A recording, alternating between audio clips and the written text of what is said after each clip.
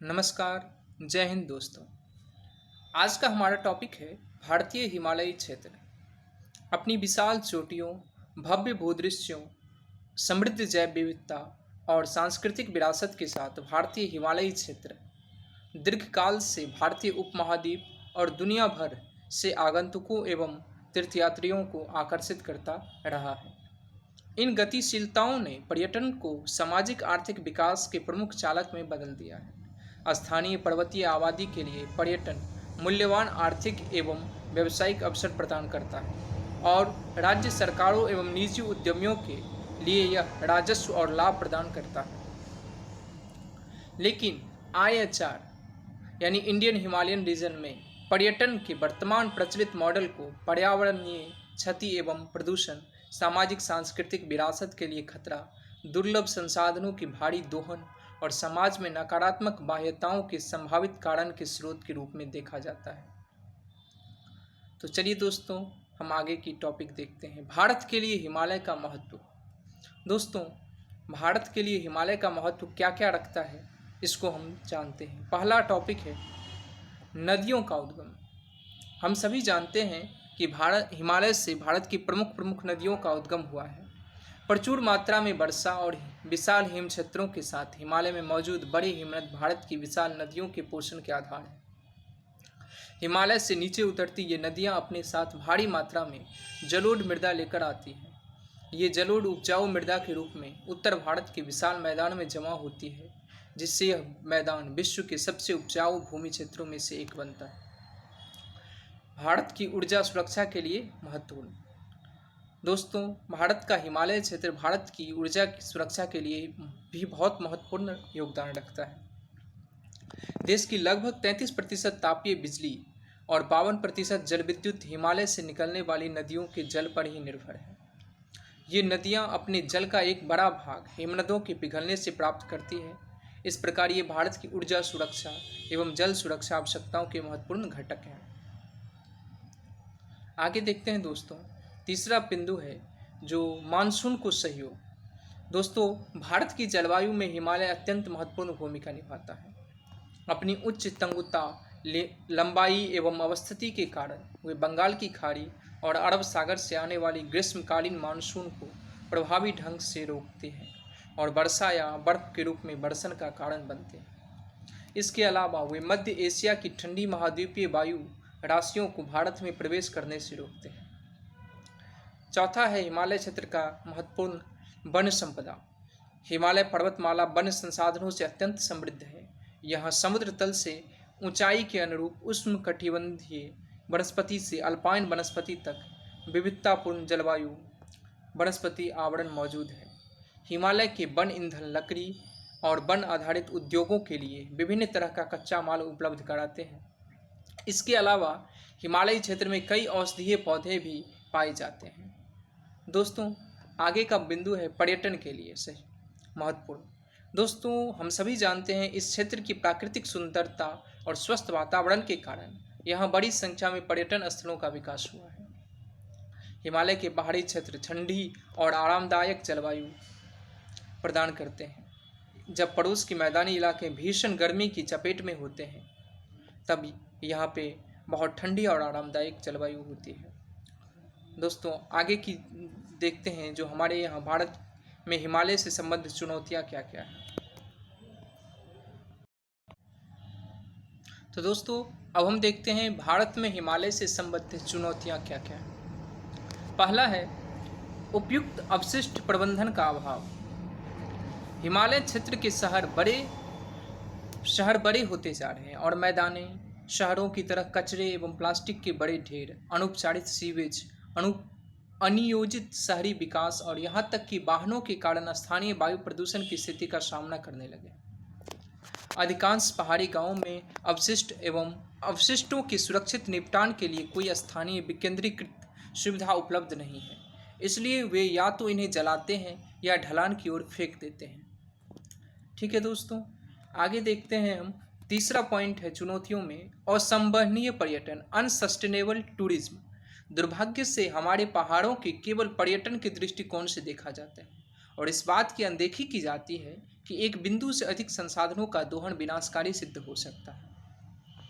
उल्लेखनीय है कि पर्वतीय क्षेत्रों का अपनी एक सूक्ष्म जलवायु माइक्रो क्लाइमेट होती है। इसके अद्वितीय जीवों और वनस्पतियों की एक संक्षिप्त प्रजनन समय सीमा होती है और ये किसी भी हस्तक्षेप या परिवर्तन के प्रति संवेदनशील होते हैं। असंभवनीय पर्यटन प्राकृतिक संतुलन को बिगाड़ सकता है। भारत के हिमालय से संबंधित चुनौतियों का तीसरा पॉइंट है दोस्तों जलवायु परिवर्तन। दोस्तों जलवायु परिवर्तन के कारण हिमालय हिम और बर्फ के पिघलने से नई हिमनद झीलें बनती हैं। जलवायु परिवर्तन के कारण हिम और बर्फ के पिघलनों से नई हिमनद झीलें बनती हैं। साथ ही मौजूदा झीलों के जलस्तर में वृद्धि होती है। इससे हिमनद झीलों के फटने से उत्पन्न बाढ़ का खतरा बढ़ जाता है। ग्लेशियर लेक आउटबर्स्ट फ्लड जिसे कहा जाता है। दोस्तों हिमालय क्षेत्र में लगभग 8,800 हिमनद झीलें हैं जो कई राष्ट्रों में विस्तृत हैं। इनमें से 200 से अधिक झीलों को खतरनाक या संकटग्रस्त के रूप में वर्गीकृत किया गया है। अगला चुनौती है दोस्तों अब दोषपूर्ण अवसंरचना परियोजनाएं। जल विद्युत का विकास महत्वपूर्ण है क्योंकि यह देश को ऊर्जा का नवीकरणीय स्रोत प्रदान करता है और राज्य के लिए राजस्व का स्रोत है। लेकिन यह भी प्रकट है कि जल विद्युत परियोजनाओं की बढ़ती संख्या और बदतर निर्माण के कारण बाढ़ का खतरा एवं प्रभाव बढ़ गया है। ठीक है दोस्तों, आगे पॉइंट देखते हैं हम 4 धाम राजमार्ग विकास परियोजनाओं के बारे में। तो 4 धाम विकास परियोजना एक केंद्रीय राजमार्ग विस्तार परियोजना है जिसकी परिकल्पना वर्ष 2016 में की गई थी। इसके तहत उत्तराखंड के 4 प्रमुख तीर्थस्थलों बद्रीनाथ, केदारनाथ, गंगोत्री और यमुनोत्री को शामिल करते हुए 4 धाम सर्किट के सभी मौसमों में कनेक्टिविटी प्रदान करने के उद्देश्य से 889 किलोमीटर पहाड़ी सड़कों का चौड़ीकरण किया जाना है। यद्यपि परियोजना का उद्देश्य प्राथमिक रूप से 4 धाम यात्रा को सुविधाजनक बनाना और पर्यटन को बढ़ावा देना था, लेकिन इसका एक रणनीतिक कोण भी है क्योंकि ये राजमार्ग चीन सीमा के निकट के क्षेत्रों तक सैन्य दलों की आवाजाही को भी सुगम करेंगे। यह समझना महत्वपूर्ण है कि बार बार जाम लगने, भूस्खलन एवं ढलान के ढहने के लिए प्रबंध चौड़ी सड़क के बजाय आपदारोधी सड़क अधिक उपयोगी होगी। इसलिए हिमालय राजमार्गों के लिए एक मध्यम चौड़ाई ही रखनी चाहिए जो तीर्थयात्रा के साथ साथ देश की रक्षा आवश्यकताओं के लिए अधिक विवेकपूर्ण दृष्टिकोण होगा।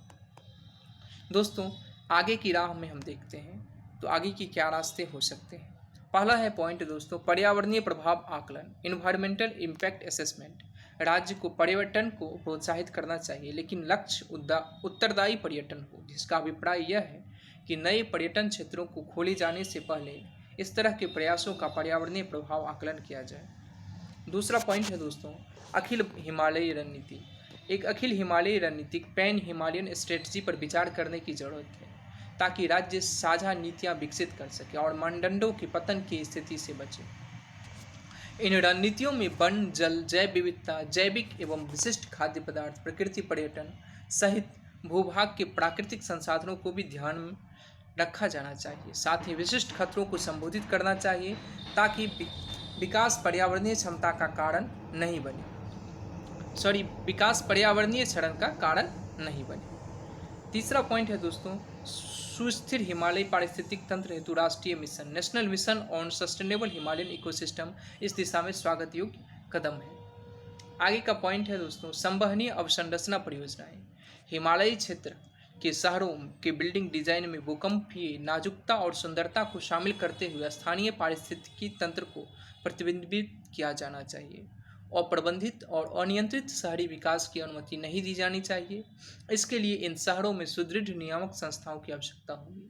इसके साथ ही ऊर्जा उत्पादन के लिए उपलब्ध जल के उपयोग को अधिकतम करने के लिए संवहनीय जल विद्युत परियोजनाएं तैयार की जानी चाहिए। नदियों के रूप परिवर्तन या री इंजीनियरिंग नहीं की जा सकती, न ही ऐसा किया जाना चाहिए, लेकिन उपलब्ध जल के अधिकतम उपयोग के लिए बांधों की री इंजीनियरिंग की जा सकती है। परस्पर संबद्ध ग्रिड के माध्यम से स्थानीय लोगों को भी परियोजनाओं का लाभ प्रदान किया जाना चाहिए। तीसरा पॉइंट है नीतियों का पुनरीक्षण। दोस्तों पहाड़ी क्षेत्रों में कृषि अभ्यासों पर विचार कर हिमालयी राज्य में वन मूल्य के सुधार के लिए एक साझा नीति विकसित की जानी चाहिए। उदाहरण के लिए सिक्किम में जैविक इलायची की फसल को बढ़ावा दिया है, लेकिन पाया है कि वो वन कानून वन भूमियों पर इस तरह की खेती का लाभ लेने की अनुमति नहीं देते हैं, जबकि वनों को कोई भी क्षति पहुंचाए बिना इस खेती का अभ्यास किया जाता है। ठीक है दोस्तों, आगे की पॉइंट है दोस्तों संवहनीय पर्यटन, सस्टेनेबल टूरिज्म।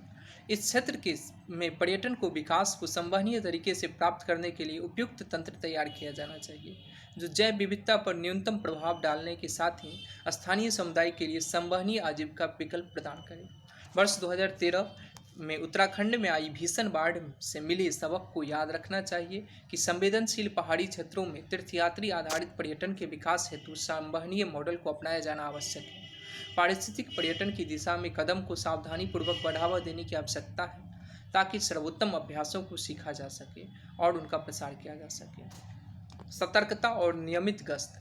हिमालयी भूभाग के संरक्षित क्षेत्रों जैसे लद्दाख के हेमिस राष्ट्रीय उद्यान और काराकोरम अभयारण्य में अवांछित वन्यजीव पर्यटक संपर्क को कम करने के साथ साथ ऑफ रोड ड्राइविंग के लिए अतिक्रमण के कारण पर्यावरण विनाश को कम करने के लिए सतर्कता और नियमित गश्त की आवश्यकता है। ठीक है दोस्तों, अंतर्राष्ट्रीय सहयोग। अगला पॉइंट है दोस्तों हिमालयी क्षेत्रों के देशों को एक अंतर्राष्ट्रीय नेटवर्क का निर्माण करने की आवश्यकता है, जो विभिन्न जोखिमों जैसे हिमनद झीलों से उत्पन्न खतरों की निगरानी करे और आसन्न खतरों के लिए पूर्व चेतावनी दे। उल्लेखनीय है कि हिंद महासागर क्षेत्रों में पिछले दशक में स्थापित सुनामी चेतावनी प्रणालियों ने इसके खतरे को कम करने में महत्वपूर्ण भूमिका निभाई है, और हिमालयी क्षेत्र में पूर्व चेतावनी प्रणालियों की स्थापना ऐसे ही भूमिका निभा सकती है। तो दोस्तों, आज का ये वीडियो भारतीय हिमालयी क्षेत्र पर आपको कैसा लगा, आप हमें कमेंट बॉक्स में ज़रूर बतलाइएगा। और अगर ये वीडियो आपको अच्छी लगती है, इस तरह की वीडियो, तो हमारी दूसरी वीडियो जो पिछली की वीडियो है चाबहार बंदरगाह के बारे में, वो भी आप देख सकते हैं। तो आज के लिए इतना ही। अगर आपको वीडियो अच्छा लगता है तो आप हमारे चैनल को सब्सक्राइब कर सकते हैं और लाइक कर सकते हैं वीडियो को, और अपने दोस्तों को शेयर कर सकते हैं। जय हिंद, जय भारत।